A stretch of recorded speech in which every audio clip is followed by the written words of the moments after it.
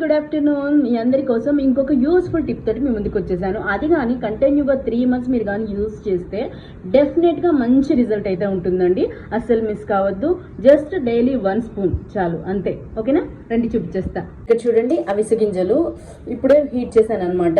Medium flame మీద without oil తోటి కొంచెం లైట్గా అలా ఫ్రై చేసుకోవాలన్నమాట. అంటే నోట్లో వేసుకుని తింటుంటే ఫ్రై అయిపోయినాయి మనకి అన్నట్టు అనిపించాలి.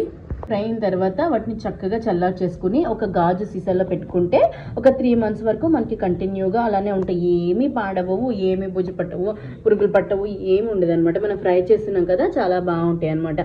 అయితే వీటిని ఎవ్రీడే ఈవినింగ్ టైంలో స్నాక్ తీసుకుంటాం కదా, ఆ టైంలో మనం టీ తాగిన కాఫీ తాగిన ఆ టైంలో ఒక స్పూన్ తీసుకుని మీరు తీసేసుకోండి.